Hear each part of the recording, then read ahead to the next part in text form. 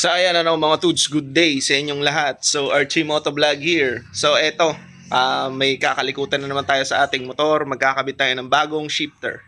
So ayan. So eto, napili nating shifter. Yan, Nui Racing, no? Yan. Ito yung mga tornilyo. Dito natin kakabit sa ating unit, Honda CBR 150. Yan.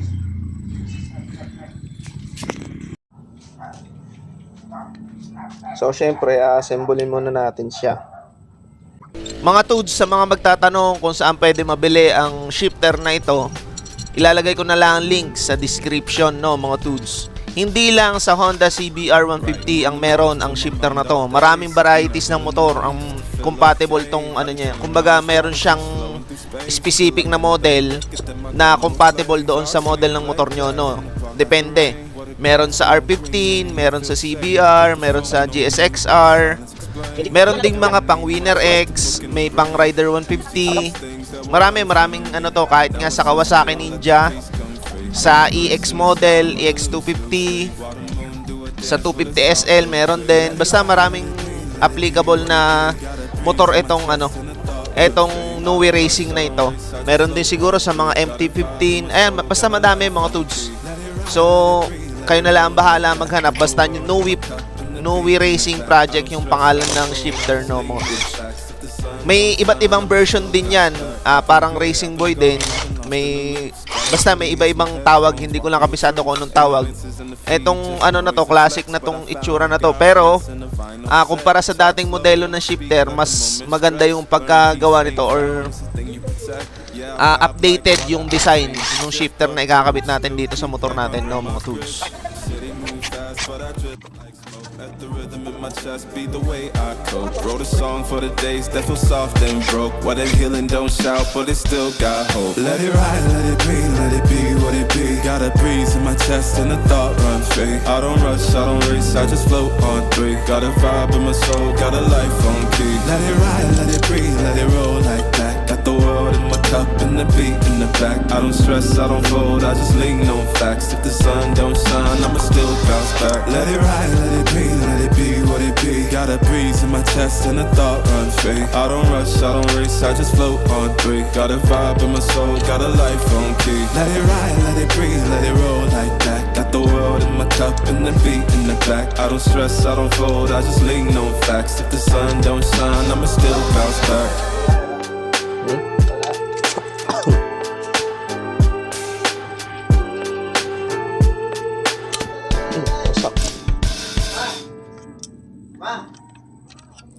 Ma, dili na?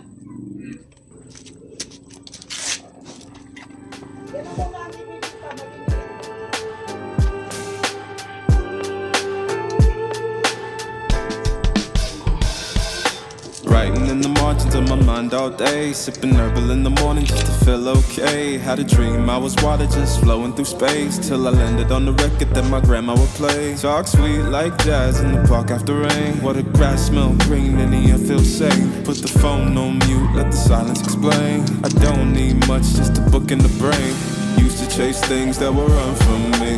Now I sit still, let the peace come free. Paint a verse in the sky with a loose leaf. While the moon do a dance with a soft oak tree. Let it ride, let it be what it be. Got a breeze in my chest and a thought run free. I don't rush, I don't race, I just float on three. Got a vibe in my soul, got a life on key. Let it ride, let it breathe, let it roll like that. Got the world in my cup and the beat in the back. I don't stress, I don't fold, I just lean on facts. If the sun don't shine, I'ma still bounce back. I've been good, I've been gone, I've been lost in the loops. Got a hoodie and some headphones, walking with truths. Ain't no inches in the feed, just noise and flex. But I found God once in a vinyl set. Talk slow when I speak, let the moment stretch. Learn peace ain't found, it's a thing you protect. Yeah, I vibe like water, I change and shift, but the roots still deep like my grandma's grits. City move fast, but I drift like smoke. Let the rhythm in my chest be the way I cope. Wrote a song for the days that feel soft and broke. What that healing don't shout, but it still got hope. Let it ride, let it be what it be. Got a breeze in my chest and a thought run free. I don't rush, I don't race, I just float on three. Got a vibe in my soul, got a life on key. Let it ride, let it breathe, let it roll like that. Got Got the world in my cup and the beat in the back. I don't stress, I don't fold, I just lean on facts. If the sun don't shine, I'ma still bounce back. Let it ride, let it be what it be. Got a breeze in my chest and a thought run free. I don't rush, I don't race, I just float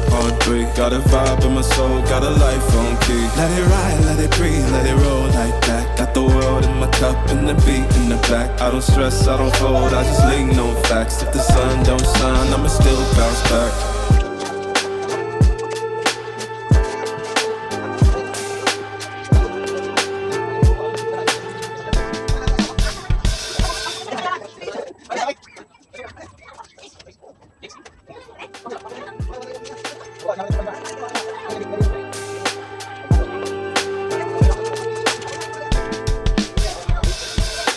Writing in the margins of my mind all day, sipping herbal in the morning just to feel okay. Had a dream I was water just flowing through space, till I landed on the record that my grandma would play. Talk sweet like jazz in the park after rain. What the grass smell green and the air feels sane. Put the phone on mute, let the silence explain. I don't need much, just a book in the brain.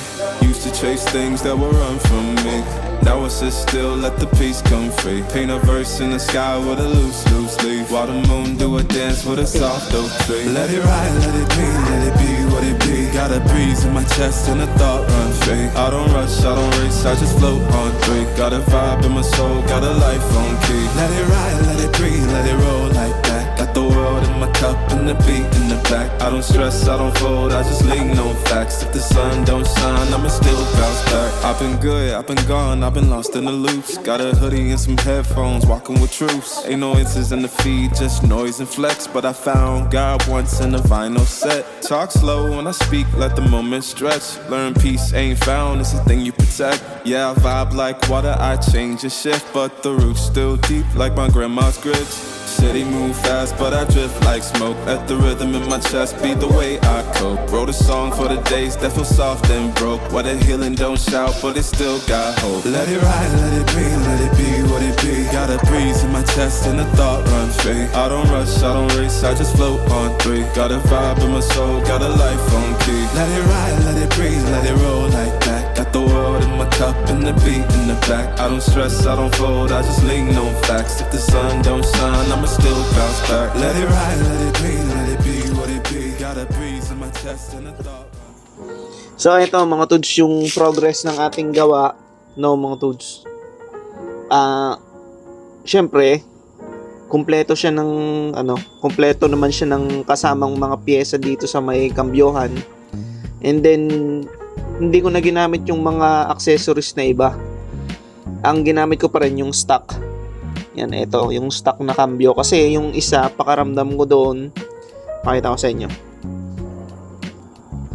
Ito yung isang shifter rod, or ito yung isang shifter rod na kasama nung netong aftermarket na shifter natin or ng foot pegs. Ang problema, kapag ka ito yung nakakabit sa motor, hindi ko maganyan-ganyan. Ang ganit, no? So, hindi na ito ang naging option ko na ikabit kasi negative tayo dito, masisira lang dito yung yung buong mechanism ng shifter kasi maganit siya apakan, no? Masisira. So, ang ginawa ko, yaman din lang na may kasama siyang mga ganito. Sakto naman pala. Sakto-sakto naman siya dito. Ayan, no? May kasama talaga siyang nakaganyan na itsura, oh. Ayan. Ito namang itong shifter rod na to. Ayan, nalilito ako kanina kung ano ba yung ikakabit ko. Ito yung kasama ng netong eto mga tudes. Pang bracket to na pampataas ng foot pegs na CBR, no? Eto may kasama ding shifter rod na ganyan. So, sa madalit sabi, wala na yung stock ko na shifter rod na ganito. Buti na lang may kasama siyang ganito. May kasama mismo, no? Hindi na ako naghanap. Ayun pala, dito nakasiksik. Ito yung lalagyan niya. Ito, dito pala nakasiksik sa pinakagilid niya yan. Yan, dyan nakasiksik. Hindi ko kagad napansin. Ang bala ko pa sana, sisirain ko to. Tapos papagawa ko ng bago. No? Kung magaganyan din ang kakalabasan kasi pag wala itong L na to, sasabit dito. Yan, no? Yan, sasabit diyan kapag kumakambyo, sumi-shifter ka, no? So sakto naman. So far so good naman. Ayan. Ang sunod natin naman bukas kung paano natin ipipitment yung aking belly pan, no? So ang ganda ng pagkagawa ng shifter. Kaya lang ang pula ko nga lang dito sa silver. Ang pula ko nga lang sa silver syempre yung kitang-kita yung mga gas-gas. Ewan ko na lang din kasi ganun talaga ang tapakan ng motor. Magagasgasan din talaga yan kasi nga ayun. So dito naman tayo sa may likod. Ito naman mga tuds yung sa may likod niya or sa rear set niya sa may brake side, no, mga tuds. So ito hindi pa masyadong mahigpit, no. Kumpleto naman siya ng pyesa. Ang wala nga laang na masasabi ko kasi nagkabit na din ako sa Ninja 250 noon. May kasamang extra spring ito. Kumbaga yung panghaltak dito. Etong pang CBR walang kasamang ganun. Pero dapat meron yun, no. Hindi ko alam kung sa akin ako na ba yung nakawala o sadyang walang kasama. Kasi pagka dito naka-setup yan sa likod kapag ka nakaganyan, syempre hindi abot nung mga bracket niya nakasama, no? Pero plug and play lang siya, mga tutso. Ayan, kompleto, maayos. And then ayan, hihigpitan na lang natin, then ipa-finalize natin tong aking pakanang ito kung paano natin gagawa ng diskarte. So ayun lang naman. Ito yung pormahan niya. Ayan. Ito, bala ko pa sanang palitan to pero hindi, bahala na. Tapos medyo maano dito, na-restrain yung cable ko or yung aking brake hose. Siguro realign ko. Ano sa tingin nyo? Mas maganda siguro yung brake light switch dito. Yung brake light switch na nabibili, na lang papalitan para maporma tingnan, no, malinis. Ewan ko lang din, titingnan ko bukas kasi mahirap gumalaw kapag kagabi kung paano gagawin natin dito sa brake light switch. Ito na lang naman yung problema, yung brake light switch. Pero ito lahat, ayan, pakita ko sa inyo, yan yung likod na yan, kompleto siya ng kasama. Ang forma nga na itong tornilyo na to na nakakabit dito sa may preno natin, saktong-sakto siya. Then ayun, may taklob din siya na ganyan, no. Yung tornilyo yung extra. Yan, no. Tapos nakatornilyo siya pa ganyan, tapos may tornilyo pa ulit na isa. Etong mga tornilyo na to, syempre lalagyan natin siya ng Loctite. Kasi syempre single cylinder, pronto talaga sa mga maluwagan or makalasan ng mga bolts, katagalan ng takbuhan, no? Para sure na hindi tayo lalo na to, itong mahalagang malagyan ng ng Loctite yung braking system mo. Kasi kapag nakalasan ka, lalo na sa biyahe, no, mahirap. 'Yun. Pero ang ganda niya, ang ganda tingnan ng motor. Maayos na siya. Or mas maganda tingnan kumpara doon sa stock na foot pegs.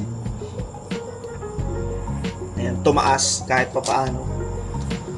Ito yung settings na komportable ako. Depende na lang din sa inyo. May mga butas yan, syempre, na pwede nyong i-adjust. Depende sa pangangailangan ng paa nyo, no? Pero yan, plug and play siya, mga dudes. Goods na goods. Ganda, maporma. Hanggang dito na lang muna.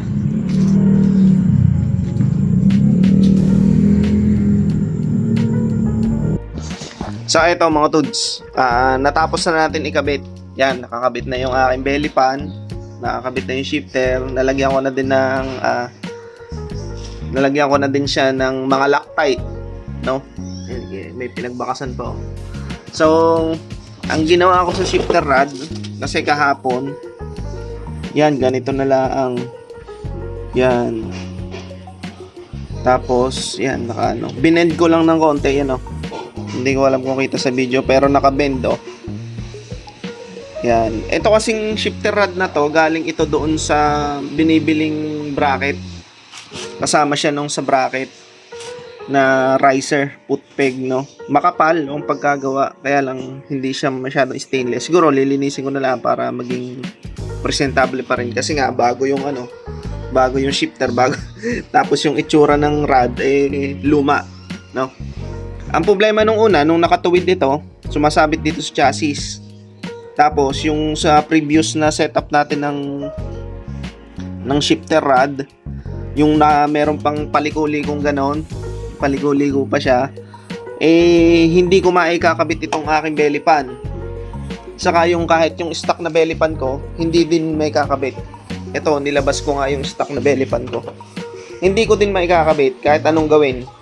Kasi nga, malaki yung sasabitan.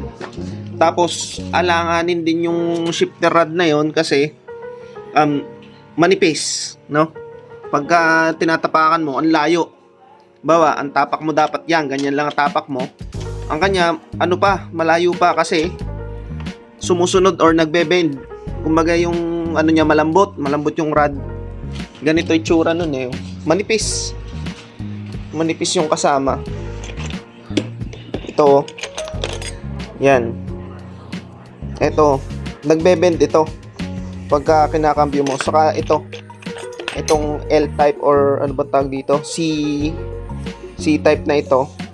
Pagka kinakambyo mo, nasunod, nagbe-bend na basta nasunod siya. Kaya ang apak mo, parang magde-delay yung cambio mo. Ito yung sinasabi kong bracket dun sa stock na put pegs na riser. Yan. Yun yung kasama niya na rod or na yan. Ito yung kasama niyang rod, no? So, ayan, makikita nyo, ganyan lang yung diskarte. Pag kinakambyo, syempre, nasabit pa rin dito pero hindi naman siya masyado. Kumpara doon sa isang setup ko na hindi talaga may kakabit. Kaya ito na lang na pagdesisyonan ko na i-bend, yun. Hindi na naman sabit to. Okay lang na sumabit dito kasi ito naman, okay lang mapudpod kaysa ito. Yan. O, di ba? Goods na. Yon, dito naman sa kabila sa may prenohan. Ayan, ito lang yung setup. Goods na din.